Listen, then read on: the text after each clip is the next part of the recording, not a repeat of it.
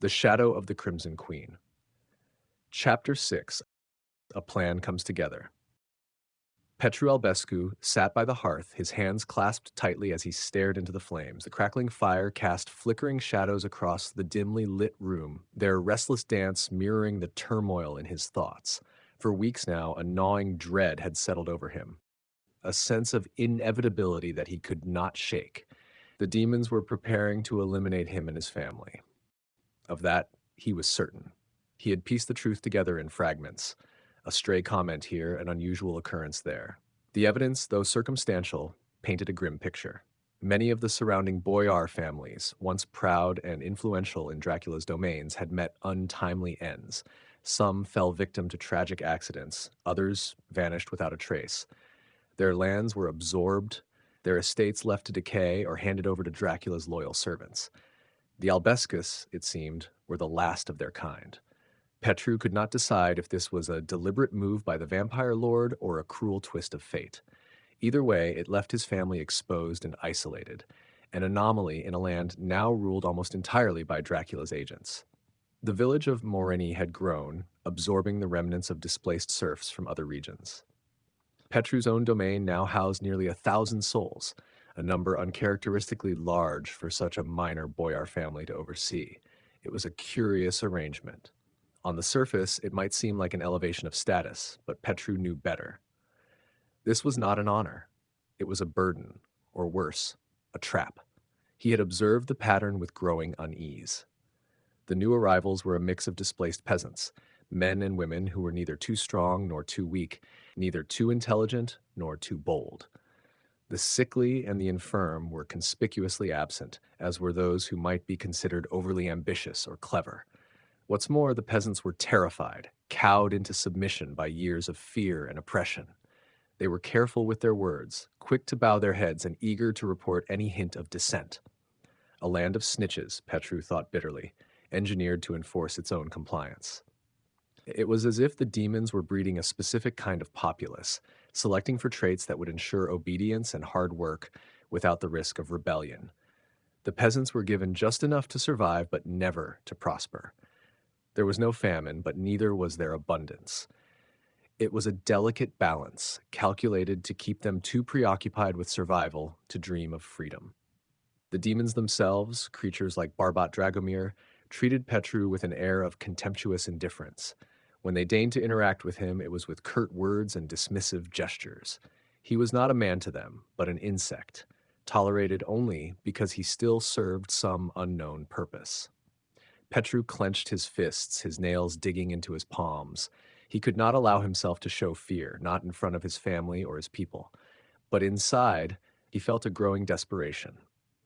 The Albescus had been spared thus far, but for how long? The other boyar families had thought themselves untouchable, too entrenched in their traditions and power to be swept away. They had been wrong, and now they were gone. What made him think his fate would be any different? He thought back to his last encounter with Barbat Dragomir. It was early last spring when the demon general arrived unexpectedly in Morini. Barbat had ridden into the fields where Petru and the serfs were hard at work, the hulking figure of the vampire astride a massive black warhorse. Yet even that enormous beast seemed diminished beneath Barbat's towering frame, his presence commanding and oppressive. Their conversation had been brief, focused on the year's crops and the village's assigned quotas. Barbat's tone was cold and dismissive, treating Petru more like an overseer than a boyar. But it was what Barbat said as he turned to leave that had seared itself into Petru's memory. Still seated high on his horse, Barbat had paused, fixing Petru with an icy, predatory gaze. "Your family should be grateful," he rumbled, his deep voice carrying a weight of menace. "The Lord allows you to remain here in his grace. He is a being who cherishes loyalty above all, loyalty that was mostly denied him in his mortal life. The Albescus were truly loyal, and he remembers and honors your family to this day, in his own way." Barbat leaned in, his towering frame casting a suffocating shadow over Petru as his voice dropped into a low, menacing growl. "If it were up to me, you and your family would meet the same end as the other worthless boyars. Dead weight no longer fit for these lands. So, Petru, see to it that you and yours remain loyal, faithful. or you'll discover just how swiftly his grace can vanish. The words hung in the air like a death knell, the menace in them undeniable. Barbat's cold, predatory stare lingered for a moment longer before he turned his horse and rode away, leaving Petru rooted in place, his blood running cold. Petru knew all too well that no one held more sway over Dracula than Barbat Dragomir. The towering, bear-like demon had been Vlad III's most trusted general during his mortal reign, the iron fist that had enforced his infamous rule. Barbat had not only orchestrated the mass impalings that had seared Vlad's name into history, but had also been the first soul Dracula summoned back from the depths of hell after rising as the undead prince of darkness. Barbat's loyalty was absolute, forged in blood and infernal fire. His counsel was revered, his strategies unassailable, and his will nearly as unyielding as Dracula's own. If Barbat had his way, Petru knew, there would be no place for the Albescus in Dracula's carefully constructed realm. The general had made that abundantly clear during their last encounter, his venomous words leaving no room for doubt. "It's only a matter of time," Petru muttered to himself, his thoughts heavy with dread. He could almost feel the invisible noose tightening around his family's necks, the inevitability of Barbat's whispered poison reaching Dracula's ear. The demon had far too much influence, and it was only a question of when, not if, Barbat would convince his master that the Albescus had outlived their usefulness. Petru clenched his fists, his nails digging into his palms as he paced the room. The Albescus had survived by sheer will and devotion for generations, enduring the yoke of their cursed lord and his hellish minions. But loyalty, it seemed, was no longer enough. Barbat would see them eradicated, their lands swallowed into Dracula's growing dominion, their name erased from the earth. The thought left a bitter taste in Petru's mouth. He couldn't afford to sit idly by and wait for the inevitable. If Barbat succeeded, if his family was to be destroyed, then perhaps Petru could act first, forcing fate's hand. He owed it to his family, even if the odds were slim that the Star of Enoch was truly in Darvash. That the chapel might still stand, that the stone could still be hidden there. It was a desperate hope, but it was all he had.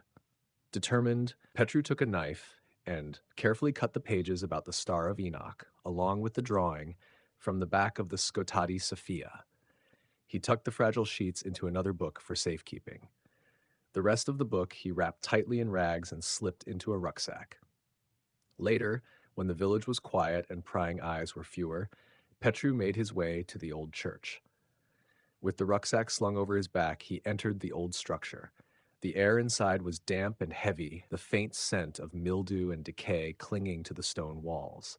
He moved quickly, heading straight for the altar. Mihai's words echoed in his mind as he knelt and felt beneath the altar.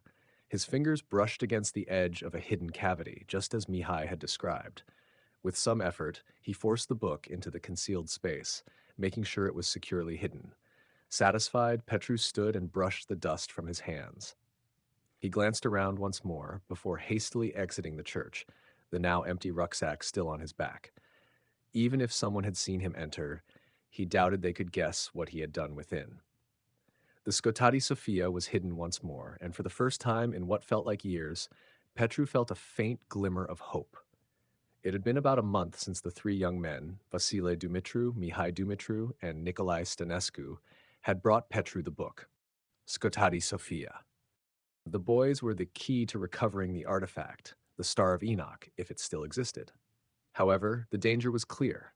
For Petru to go looking for it himself would draw too much attention. Too many eyes in the village were eager to report his movements to Dracula's men. The slightest misstep could doom not only him but also his family. Determined but cautious, Petru resolved to act through the young men. They were less likely to arouse suspicion, and their youthful boldness made them ideal for the perilous task ahead. With this in mind, Petru discreetly sought out Vasile, the eldest of the three, and known for his carefree demeanor. He found Vasile outside his mother's modest house, sitting on a low stool near the doorway. A small grindstone lay in his hand as he sharpened the curved blade of a hand scythe. The rhythmic scrape of metal on stone filled the air, and Vasile's face was marked by an unusual seriousness for someone of his typically light-hearted nature. Perhaps the ominous events of recent weeks had sobered even him. "Vasile," Petru called softly, stepping closer. The young man looked up, startled, and quickly rose to his feet, bowing his head in deference. "My lord," Vasily said, wiping his hands on his tunic, "how can I serve you?" Petru glanced around to ensure no one was watching. The village was quiet, but one could never be too careful. Lowering his voice, he said, "I need you to gather your brother Mihai and your friend Nicolae Stănescu. Tell no one else. Meet me in the back of my stables before sundown." Vasila's brow furrowed slightly, but he nodded without hesitation. "Is it something dangerous?"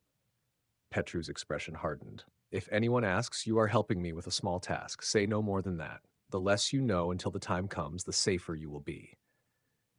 Vasila hesitated for only a moment before nodding again. "Understood, my lord. I'll find them right away." Petru placed a firm hand on the young man's shoulder. "Good. And Vasile, make sure no one follows you. Be careful." Vasile's carefree grin returned briefly. "I'm always careful," he said, though his voice lacked its usual levity. He wiped the blade clean and set the scythe aside. Soon he disappeared into the narrow lane leading toward the village square. Petru watched him go, his chest tight with unease. He had no choice but to involve these boys, but the risk was heavy. If anything happened to them, their blood would be on his hands. Shaking off the dark thoughts, Petru turned and made his way back to his stables. There, amidst the scent of hay and the soft snorts of his horses, he waited, the weight of his plan pressing down on him like a storm cloud. It was about an hour before sundown when Vasile arrived at the stables with Mihai and Nicolae in tow. Vasile called out softly, "My lord Albescu, we're here." A faint rustling came from the shadows at the rear of the stables, followed by Petru's low voice. "Come to the back." The three young men exchanged uncertain glances before walking toward the secluded section of the stables. Tools and farming implements lined the walls, their edges glinting faintly in the dim light. At the far end, a wooden table stood illuminated by the flickering glow of a large candle. Petru was there, his back to the boys, his shoulders tense as he bent over the table. Several pages of parchment, scattered, lay before him. Petru straightened as they approached, turning to face them. His expression was grave, his eyes shadowed with worry. He motioned for the young men to gather around the table. "Thank you for coming," he began, his voice hushed. "What I'm about to share with you must remain a secret, even from your families. Do you understand?" The boys nodded, their youthful curiosity tempered by the seriousness of his tone. Petru gestured to the pages on the table. The flickering candlelight revealed intricate sketches and handwritten notes, a chaotic tangle of lines and symbols. "This," Petru said, tapping one of the pages, "is a map. A map that may lead to something very important. You brought me the Skotati Sophia, and within its pages I found references to a powerful artifact, the Star of Enoch." Mihai, who had remained silent until now, leaned closer. "The Star of Enoch? What is it?" "A jewel of immense power," Petru replied, his voice barely above a whisper. "It could save us. It could save my family, and yours. But to recover it is dangerous. That's why I need the three of you." Nicolae frowned. "Why us, my lord? Surely you have others you can trust?" Petru's gaze hardened. "Because I cannot act openly. Too many are eager to curry favor with Dracula's men. My every move is watched. But you are young, clever, and resourceful. If anyone can do this without drawing attention, it's you three." The boys exchanged uneasy glances. Vasile, ever the bold one, finally spoke. "What do you need us to do?" Petru picked up one of the sketches, his finger tracing a mark on the map. "In the depths of the forest lies an abandoned chapel, in a forgotten town called Darvash. Few dare to venture there. It's a place steeped in superstition and shadow. But within that chapel, perhaps hidden beneath the floor or concealed nearby, there may lie the Star of Enoch." He paused, letting the weight of his words settle. "This might prove to be nothing more than a fool's errand. There's a chance you'll find nothing at all, but if you do, if by some stroke of fortune you come across the stone, I need you to bring it back to me." Petru leaned closer to the three young men, his voice low and measured. "Listen carefully. The place you're heading to is not far, but it is treacherous. I cannot overstate the importance of caution." He pointed to a section of a new map of the forest he had drawn just for them, his finger hovering over a crude sketch of trees. "You'll need to head east, past the village boundaries, toward the edge of the forest that lies between here and Darvash. At the edge of the forest, you'll find a broken-down shack. It hasn't been used in years. From there, you should see a faint path leading into the trees. Petru straightened, his sharp gaze shifting between the boys. The path will lead you toward Darvash. If you keep a steady pace, it should take no more than an hour, perhaps two at most. Mark your path as you go. Use stones, branches, whatever you can to ensure you can find your way back. Pay close attention to the shadows. As you enter the forest, break a branch to match the length of the shadow cast by one of your bodies. Carry it with you. When the shadow stretches more than 4 hand lengths beyond the stick, you'll know roughly 2 hours have passed. He paused, his voice lowering. The forest is ancient and treacherous. Many have entered its depths, only to never return. The boys exchanged uneasy glances, the gravity of Petru's words sinking in. If you do not come upon Darvash within 2 hours of entering the forest, Petru continued, his tone stern, turn around and come back. Do not wander further, and hear me well. If you see or come across any signs of the demonic, leave immediately. Do not linger, do not investigate, and do not try to be brave. Run. Mihai swallowed hard, his face pale. Signs of the demonic, like what, my lord? Petru's expression darkened. You'll know it when you see it. Unnatural markings, whispers in the wind, shadows that do not belong. Trust your instincts. If anything feels wrong, it likely is. Nikolay shifted uneasily but nodded. We'll be careful. Petru then gave them a detailed description of the Star of Enoch. The jewel was oval-shaped, with a milky white surface. If you find what you believe to be the Star of Enoch, there's a way to be certain. Place the stone in your hand. If it's truly the star, its surface will shift, slowly changing to show the colors of the rainbow. Only the star will react in this way. He paused, letting his words sink in before speaking again. One more thing. Tell no one about this, not even your mothers. Make an excuse for your absence. Say you're helping me with work in the fields or tending the horses, but do not share the true nature of this mission. The fewer who know, the safer we all will be. Vasile, ever the bold one, gave a sharp nod. You can count on us, my lord. We'll find it. Petru's eyes softened for a moment, a flicker of gratitude breaking through his grave demeanor. Thank you, Vasile. And thank you, all of you. This task is not without danger, but if we succeed, it could change everything. The 3 young men nodded in unison, their expressions a mix of determination and apprehension. Petru glanced at the candle on the table, its flame flickering as if in warning. Go now, and may God watch over you. The boys turned and left the stables, their steps heavy with the weight of the mission ahead. Petru remained behind, staring down at the map, his thoughts a storm of hope and dread. You have just completed Chapter 6, A Plan Comes Together, from the serialized novel The Shadow of the Crimson Queen, written by Belladonna Nightshade. Mistress Belladonna is excited for you to follow along as new chapters of the novel are released in the future.